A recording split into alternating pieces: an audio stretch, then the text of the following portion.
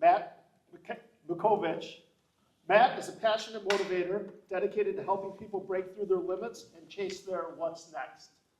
By day, he serves as a high school counselor, guiding students to unlock their potential and overcome challenges.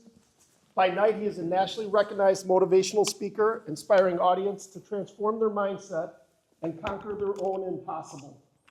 And by morning, he is an ultra runner, pushing his own physical and mental boundaries to show that endurance and grit can lead to extraordinary outcomes. He believes that everyone has a next level waiting to be reached. Sometimes it just takes the right mindset and a little push to get there.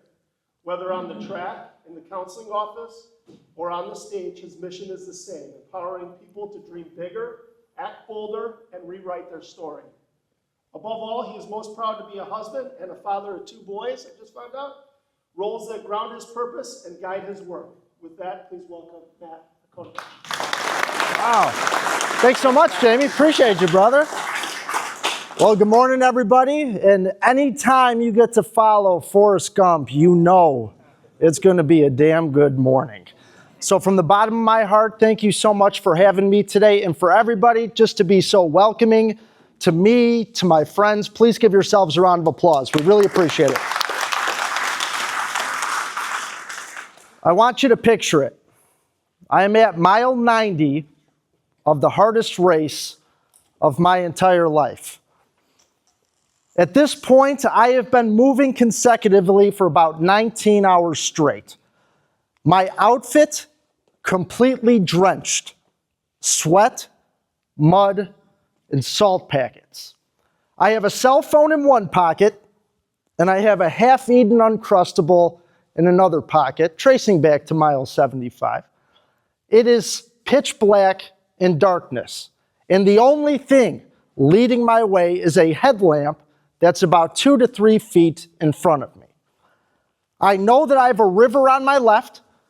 I know that I have a forest on my right. You hear sounds in the brush, you hear branches falling, but there's nobody in front of you, and there's nobody behind you. At this stage of the game, my mind is racing. I think of my wife. I think of my 2 sons. And of course, I think of my parents. And at that very moment, I am flooded with absolute pride, knowing that I am 10 miles away from conquering my very own impossible. But then I made the realization, the pride was not coming in that pending finish line.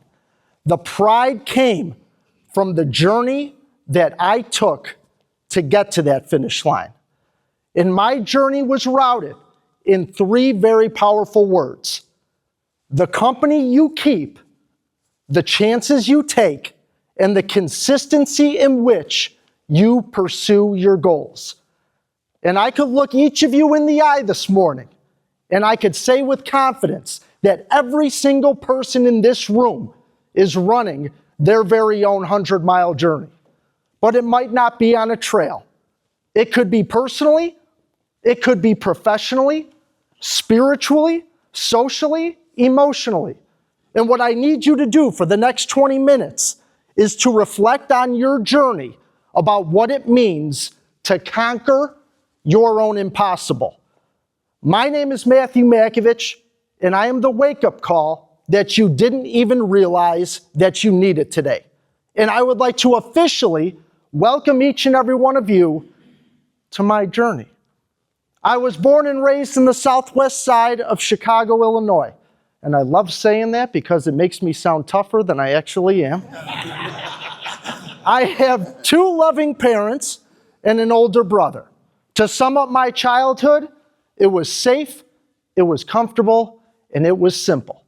The soundtrack consisted of the Cubs always on WGN radio, the sounds of Southwest Airlines taking off and landing in my backyard, and of course, the ripple effects of a wiffle ball game gone wrong in the backyard with my brother. I graduated from a very small private elementary school with 26 students. So I knew when I made that jump to high school, my life was going to get bigger and get a little bit more complex. And that is when my mother challenged me She said, Matthew, no matter what, when you get to high school, you better join a club, a sport, or an activity. So, what does any other 14-year-old boy do who is terrified of getting tackled on a football field in the fall? Well, you join cross country, of course. And that was exactly what I did. But now, looking back to this picture, looking back to this chance, I had no idea what type of investment this chance, brought on by my mother, would have for the rest of my life. High school came and went. I was on top of my game. 4 years across country, and I even graduated as senior class president. I gave the farewell speech to my class at graduation, and I was on top of my game socially, academically, athletically. I felt like the best version of me. And I asked myself the magic question, well, what is next? And what that next was Elmhurst College, now Elmhurst University. And I made a promise to myself that I was going to follow in my mother's footsteps, and I was going to become a special education teacher. So I went to Elmhurst with the most momentum you could ever imagine out of high school. I was so dialed in. I knew I was going to be a commuter, but during that time, I was going to work on my diet, my nutrition, my social circle. I was going to make great choices, and I was going to build my culture of having amazing habits. And I could look at each of you with complete transparency and tell you, absolutely none of that happened. I developed habits that I am not proud of today. First of all, I had a 45-minute car ride from the Midway Airport area all the way to Elmhurst. I started smoking cigarettes, and I smoked a pack of cigarettes a day for my entire 4 years in college. My addiction was so bad, I knew the exact intersection that I would pull that baby out and light it. First at Archer and Harlem, then 31st Street and 1st Avenue, then York Road. I had it down to a science. But what made me even more sick is that in the morning before I left, I would pack my car with 4 Pepsis. I had 2 in the front seat, I had 2 in the back seat. And then I had to promise myself Monday through Friday, oh, Matt, you're working so hard, treat yourself to lunch. So it was like clockwork. Every single day I would pull into the McDonald's drive-thru. And the order always stayed the same. 2 cheeseburgers, 10-piece nugget, large fry. And as if your boy didn't have enough caffeine with the 4 Pepsis, damn it, throw an extra large Coke in the mix too, would you? And that's what I did. At the time, I thought I was happy. I thought I was becoming the best version of me. I was going to school, I was getting good grades, I was going to become a teacher, but little did I know that these choices were holding me back on my very own potential. And look at that face. And if that baby doesn't wake you up on a Thursday morning, I don't know what does. So, friends, what happens is I blink and college is done. I graduated in 4 years. I did what I needed to do. I got my teaching degree. I'm ready to start applying. I'm ready to start checking out different schools. I was ready to become a teacher.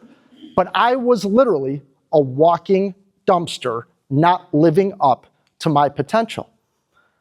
So I asked myself the magic question. I finished high school, finished college, got my degree in special ed. I thought I was doing everything right. And I said, what is next? And that what's next was the biggest change of my entire life.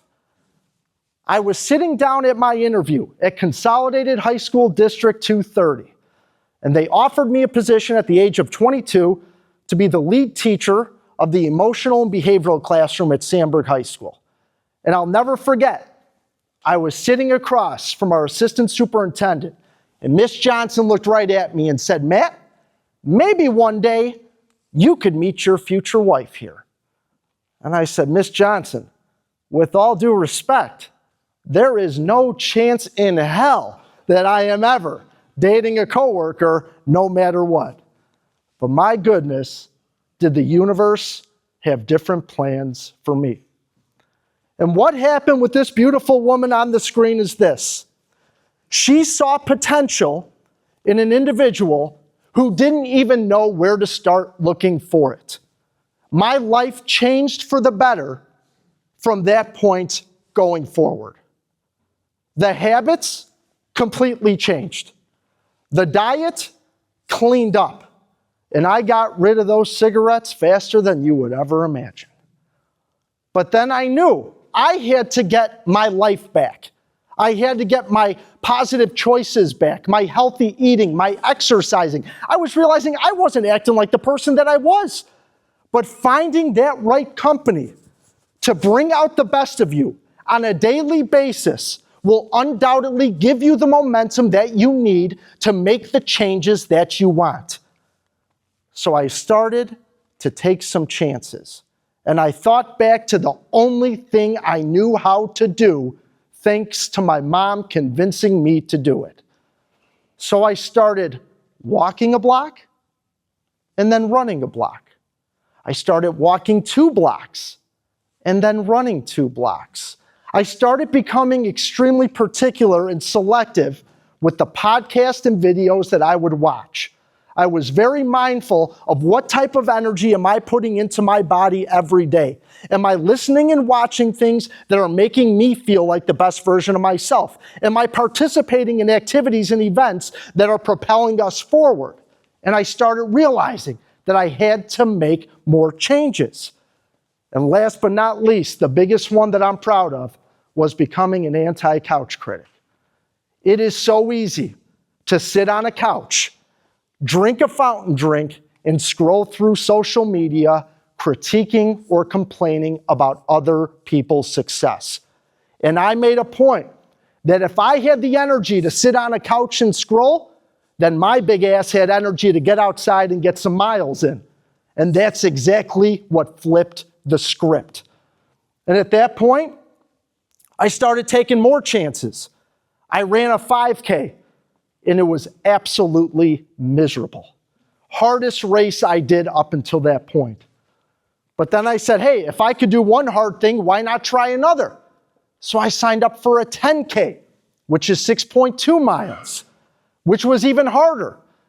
But then I realized, hey, why don't I sign up for a half marathon? Why don't I give this a shot? And I realized the only person who was putting boundaries on me was me. And after I crossed that finish line at 13.1, I asked myself that dangerous question one more time. Well, what is next? And that's when I laid my eyes on 26.2. And I conquered my very own impossible by running a marathon. I went to Toronto, I went to New York, and every time when I crossed that finish line, I would do nothing but reflect on the fact that I was the guy smoking a pack a day, having an unhealthy diet, and all it took was chances and company to change my life forever. But then I was introduced to the greatest gift in this world, and they are what I call my ultimate fuel. And I made a promise before I became a father, I was going to get in the best physical, emotional, and spiritual shape of my entire life. There is no greater gift in this world than being responsible for the other little heartbeats in your house. I take that job seriously, and I made it my mission to push me in the direction to become the best version of me. But I knew that I had more in the tank. I knew that I had more potential. I crossed that marathon finish line, but I was hungry for more. What am I capable of doing? From the kid who would be sitting in his parents' basement, fast forward to now, how did this even happen? And I asked myself that dangerous question. Well, what's next? So what does any educated adult do when they need answers? Where do we go? We go to Google, of course. And I sat down in front of my computer and I said, hey, Google, what's an ultra marathon? And I get the information. Anything over 26.2 miles. Great. Next question. Google, any ultra marathons in the Midwest area? Yeah, Actually, there's one in Wisconsin. It's called the Ice Age Trail 50. Great. Google, take me to that website. I'm signing up for that, baby. And that is exactly what I did. And at that moment, when I registered for this race, little did I know that this was the race that was going to introduce me to the person that I really was. I pulled into a dark parking lot. It's 4 a.m. in the middle of Wisconsin. Parking lot, jam-packed. Every other car in that parking lot had bumper stickers. Ironman, triathlete, multi-marathoner. And at that moment, I did have that glimmer of doubt. What the hell am I doing here? And do I deserve to be here? Can I handle this? There's something called elevation in this race. I run in the streets of LaGrange. There's no elevation. What is this? But I took to that starting line. And on my way to that starting line, there were two interactions I'll never forget. I walked past this gentleman who was built like a professional athlete, twice my size, wearing the most expensive running gear. And on the back of his massive calf, he has a tattoo of an Ironman logo. And I mentally took a picture of that Ironman logo and said, there's no way in hell that this guy's going to beat me today. I keep on walking to the starting line, and who do I see? Runner my age, long flowing hair, surrounded by 6 beautiful women. And this guy's going. Oh, this is my 5th time doing the Ice Age. It should be a good day for it. The weather's wonderful. I looked at him and I said, there's no chance in hell this guy's going to beat me either. So I get to that starting line. I have 2 items of fuel, the Ironman and Mr. Handsome. He's getting it too, no matter what. I made a deal. When I went into those woods, I would not have any AirPods on, no music, no audio. I wanted to embrace the silence. I wanted to embrace the pain. And I wanted to learn more about myself in the middle of those woods where there's no crowds. So I haul, and I get all the way to mile 40. And at that moment, I see my beautiful wife. And it is unseasonably hot that day. I'm talking super hot. And my wife has a popsicle. And it was the most beautiful sight I've ever seen in my life. I approach my wife to grab the popsicle. I grab a chair. I'm about to sit, and she goes, Matt, whatever you do, do not sit down. There was a father who just ran through here, sat down to give his children a hug, his legs locked up, and he had to drop out of the race. So I said, oh, the hell with that chair. I'm not sitting there anymore. Eat that popsicle and treated myself to an AirPod for the first time that day. Now, I had a goal of completing this race in 10 hours because I wanted to drive home to Wisconsin to be home in time to read my boys a story before they go to bed. That was the plan. That was the goal. So at mile 40, I needed to kick this into high gear, treated myself to some music. And on a playlist that consisted of Led Zeppelin, Dr. Dre, Eminem, some aggression, what pops on first? Valerie by Amy Winehouse. I embraced the moment, and I took off. I get to mile 45 feeling like $1 million. And who do I see? Leaned over at a tree with a massive Ironman tattoo sticking out. And I passed him up. I turn another corner. I go 2 more miles. And who is puking around a tree at mile 48? Mr. Handsome. I pass them both up and never look back. And I probably have the most out-of-body mixed with spiritual experience of my life at mile 49. The elevation is gone. It's an open path. It's lined with trees. I'm all by myself, and there's a beam of sunlight coming down onto this trail. And in the distance, you hear cowbells of people screaming who are finishing this race. I take out my phone and I call my dad. And I said, Dad, I can't believe this is happening, but I'm actually going to finish this race. My dad starts yelling and crying. My mom's in the background crying. I'm yelling and crying. And I pass the finish line feeling like the absolute best version of myself. And if I would have known at the very start of that race that out of over 300 people, I would have finished 30th, I would have told you that you were nuts. But I put this stat up here just to let you know that this isn't the proudest moment. The proudest moment was the journey of getting there. Surrounding yourself with the right people who take the right chances and are consistent in the attempt. But I crossed that finish line. I'm sitting down having a drink, and what question crosses my mind? What's next? And then I laid my eyes on her, the Hennepin 100. I knew I had more in the tank, and Big Dad needed a finale, and this is what it was. It is in the Midwest, the only point-to-point ultramarathon, 100 miles. Starting at 7 a.m. on a Saturday, you have 30 hours to finish it. As soon as I brought this up to certain people in my social circle, I was bombarded with questions.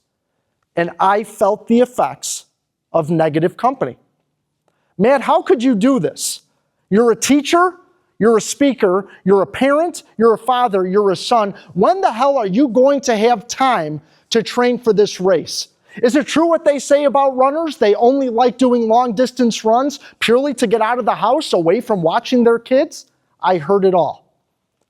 And I made sure to flip the script on absolutely everything. And by that, I use consistency. And I replayed one sentence in my mind for an entire year. The only person I'm going to inconvenience on this journey is myself. And what did that look like?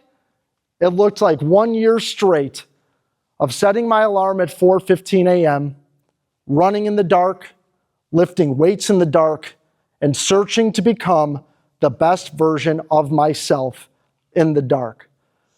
But when you need the right company, that right company is always there. And they're there to cheer for you. They're there to push you in the right direction and encourage you.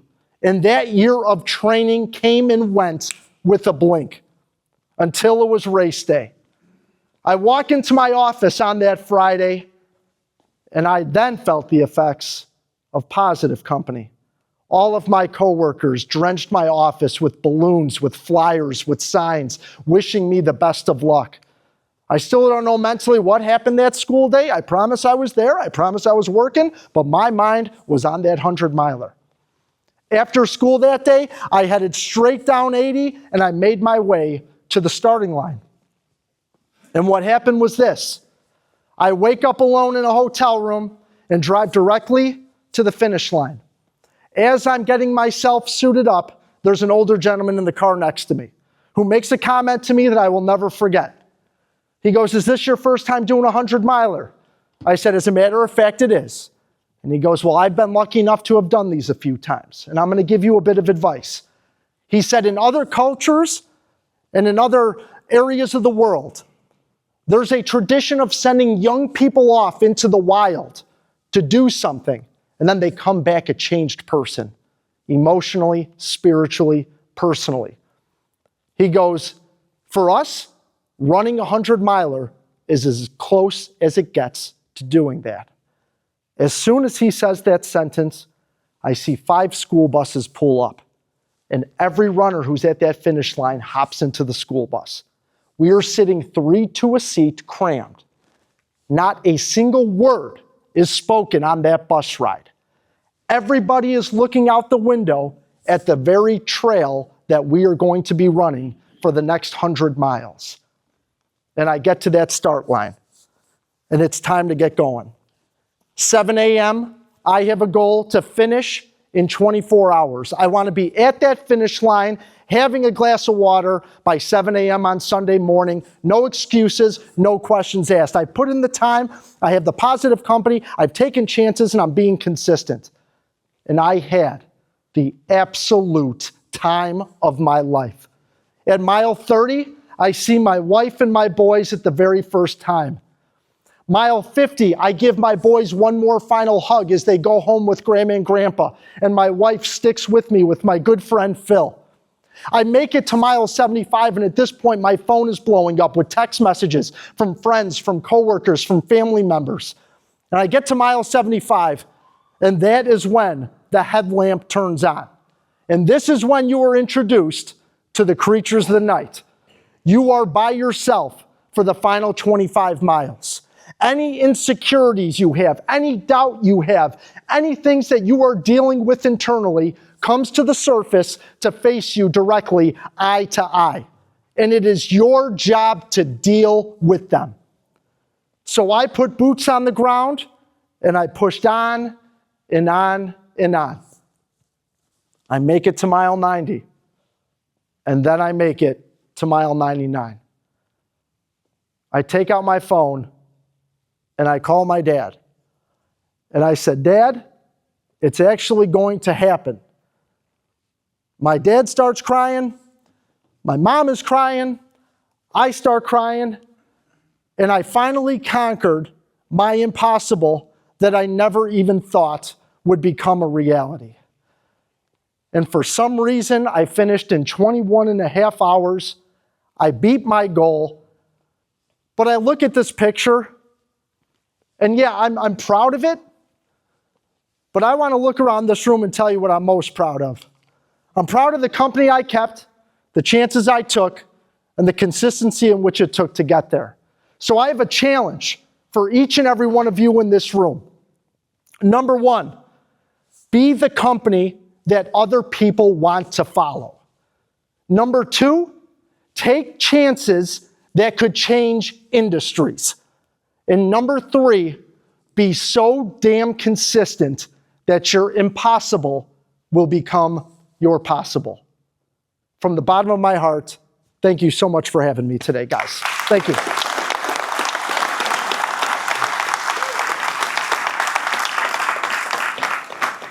Thank you, Matt. You got it, That was Jamie. awesome. There's some questions on the table. You guys in your groups, and hopefully see you guys all next week. Breakfast downtown after. Thanks again for all of you. Awesome. What's next? Let's see. All right, so I'm turning 40 in April. So I haven't even been public about this yet, so I know if I say it, I'll have to do it. But it's been some discussion with my wife, of course. Got to run it by upper management, as always. But there's a 200-miler in April in central Illinois. It's a 10-mile loop, and you better be ready to go. So that is potentially on the radar. 200. I will hopefully move consistently until it's finished. Thank you for asking. Thank you for asking. I was just going to say, I've heard a lot of motivational speakers and books and everything. Not that you need feedback or anything, but one, as a guy who loves to work out in the morning. I've never ran 100 miles, and again, as a guy who's passionate about being active, that's a great way to start, because I'm sure a lot of people hear motivational speaker and they're like, what you say you did 100 miles? I'm like, all right, this guy's at least worth my time of listening to. That just cannot be easy, and it cannot be stretching the imagination. And then I was going to also compliment you that a lot of times you hear 4 C's, 4 D's, 4 whatevers, but what next is a great question. As you, again, sure it's very thoughtful, put together presentation, but that's a question that whether you're just starting out or worth $1 billion, everybody has, and will continue to have for the rest of their life. So again, great job. But Thank you. I really appreciate that. Thank you. Yes. I have more of a question. I mean, you're a counselor in high schools. Yes. I was actually curious. I mean, you're working with kids every day. What are you seeing with kids? Are they still dealing with all the same stuff? I'm just curious with high school kids, your kind of state of them at this moment. Cell phones have been the downfall of everything. Social media. The biggest thing I encourage my students to do is we make strict plans for them when they get home, where if they put their phone away, they need to get outside. They need to have old-fashioned boots on the ground, weekly runs, outside playing, but social media, especially after dark when students are scrolling in bed till 2 a.m., it is doing nothing for them emotionally, mentally. I always say we have to complain less and we have to move more. And that's what I tell my students, that you have to get outside and you have to become the person that you want to, and it starts with keeping that phone away. Yes? One more question for you. So you shared when you went public with your decision to run the 100 miles, you had people around you that, questioned you or doubted you. Yeah. What about doubts in your own head? How do you overcome those when they creep up? Because they creep up for the best people. Totally. Great question. And for me, it was about putting myself in the most uncomfortable training situations to undoubtedly build that confidence for when the morning comes and when the race comes. I set my alarm a number of times at 2:45 in the morning to get out and run 20 miles. That wonderful table of individuals all took shifts with me and ran with me for an hour or two at a time just to keep me focused and keep me mentally prepared. But putting myself through voluntary suffering leading up to it made the 100 feel like I was capable of doing it. Thanks for asking. Yes? So in a room like this, there's probably most of us have a high level of ambition or drive. How do you balance the question of what's next with that's enough, that's good, or are you like, I never think about that, because I think there's always more money, more opportunity, more. How do you balance that you know you're taking the right chances? Sure. No, that's a wonderful question. My biggest thing, how I compartmentalize in my mind, is when it comes to professionally and finances and just surrounding yourself with professional opportunities, I'm okay when enough is enough. I feel like there is a ceiling for that. But when it comes to personal and emotional growth, I feel like there is no ceiling for that. So I feel like that is endless, but I feel like the hours of work, the amount of time that we're putting into professions away from our family, I feel like there are limitations there. But when it comes to personal and social and emotional growth, I feel like the sky's the limit on that end. And that's where the what's next lies. Great question. Yes? So I met a bunch of your friends here. They showed up for you. They did. And I just heard you put them on notice. It has to be hard to be your friend. If you got up at 2 a.m. or 2:45 and ran and your buddy showed up, I mean, what time are you going to have? How are you going to train for, 200 Sure. miles? That's double what you just did. It is. It is. And I'll find a way. It'll work. And your buddies are going to be there. Oh, they have no choice now. It's one of those things where the routine I will always stick with is working out super early or super late. I refuse to miss any sort of family time during the day, and that has always been my driving force for it. But those guys, and one in particular, wakes up with my crazy ass every, I'd say 3 days a week at 5:15. We hit the track, we do weight workouts, and he's actually the reason that I'm here today. So thank you, James. I appreciate you. Thank you very much.